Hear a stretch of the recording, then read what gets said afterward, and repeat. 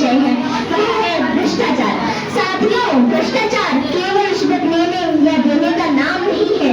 जब किसी व्यक्ति को उसके अधिकार सिर्फ इसलिए नहीं मिलते हैं क्योंकि उसने रिश्वत नहीं दी, जब सरकारी धन का गलत इस्तेमाल हो, जब नियमों को पैसे और प्रभाव के आधार पर बदला जाए, तो वह है भ्रष्टाचार।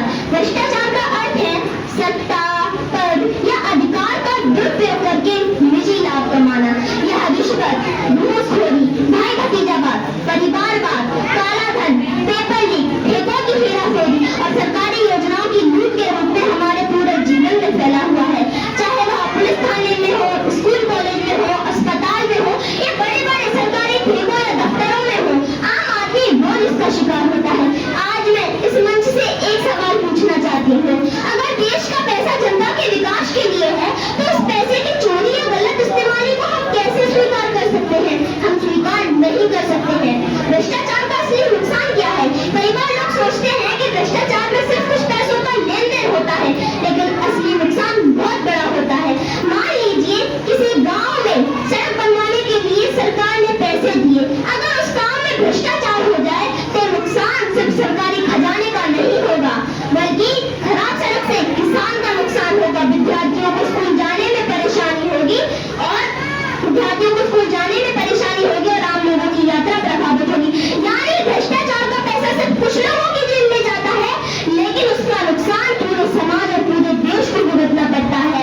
भारत में सरकारी खर्च और सार्वजनिक संसाधनों की जांच के लिए भारत के नियंत्रक और महालेखा परीक्षक यानी सीएजी जैसी संवैधानिक संस्था मौजूद है। सीएजी सरकारी खर्च और उससे जुड़े मामलों का ऑडिट करके संसद और राज्य विधानसभा के सामने रिपोर्ट रखती है, जिसका उद्देश्य सुनिश्चित करना है कि सार्वजनिक धन का इस्तेमाल नियमों के अनुसार और जवाबदेही के साथ हो। एक और महत्वपूर्ण बात, भ्रष्टाचार से लड़ना केवल सरकार की जिम्मेदारी नहीं है, यहाँ भारत के हर एक नागरिक की जिम्मेदारी है। भारत में भ्रष्टाचार निवारण अधिनियम 1988 मौजूद है, जिसे बाद में संशोधित भी किया गया, जिसका उद्देश्य भ्रष्टाचार से जुड़े अपराधों से निपटने के लिए कानूनी व्यवस्था प्रदान करना है। इसके अलावा सूचना का अधिकार 2005 ने नागरिकों को सरकारी कामकाज और रिकॉर्ड के बारे में जानकारी मांगने का एक महत्वपूर्ण अधिकार दिया है। यानी अब हमारे पास कानून भी है, संस्थाएं भी है और अधिकार भी। अब बस जरूरत है इनका ईमानदारी से इस्तेमाल करने की। लेकिन सबसे बड़ा सवाल है, क्या सिर्फ कानून काफी है? नहीं, कानून जरूरी है, लेकिन उससे भी ज्यादा जरूरी है कानून का निष्पक्ष और प्रभावी पालन। अगर भ्रष्टाचार करने वाले को यह भरोसा हो जाए कि वह बच जाएगा, तो कानून का डर कमजोर पड़ जाता है। इसीलिए हमें ऐसी व्यवस्था चाहिए जहां निष्पक्ष जांच हो, समय पर कार्रवाई हो और दोषी व्यक्ति को कानून के अनुसार सजा मिले, निर्दोष व्यक्ति को परेशान न किया जाए।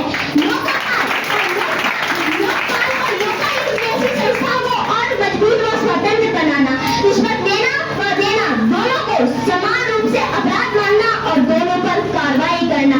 सीबीआई और ईडी जैसी संस्थाओं को राजनीतिक दबाव से मुक्त रखना, अधिकारियों की संपत्ति की नियमित जांच होना और अघोषित संपत्ति पर कार्रवाई करना, राजनीतिक सुधार, चुनावी फंडिंग में पारदर्शिता, काला धन और चुनावी बॉन्ड जैसी व्यवस्थाओं में सुधार लाना, राजनीतिक दलों में आंतरिक लोकतंत्र और जवाबदेही बढ़ाना, भ्रष्टाचार उजागर करने वालों की सुरक्षा सुनिश्चित करना, स्कूल कॉलेजों में ईमानदारी, नैतिकता और नागरिक कर्तव्यों की शिक्षा देना। मेरे युवा साथियों, हम अक्सर कहते हैं कि देश को बदलना चाहिए, लेकिन देश को कौन बदलेगा? हम बदलेंगे। अगर आज परीक्षा में नकल करके अच्छे अंक पाने को हम सही मानेंगे, तो कल भ्रष्टाचार को गलत कहने का नैतिक अधिकार हमें कैसे मिलेगा? अगर आज हम छोटा काम कराने के लिए गलत रास्ता अपनाएंगे, तो बड़े भ्रष्टाचार के खिलाफ आवाज कैसे उठाएंगे? इसीलिए भ्रष्टाचार के खिलाफ लड़ाई हमारे चरित्र से शुरू होती है। इसीलिए हमें कहना होगा कि ना नकल करेंगे, ना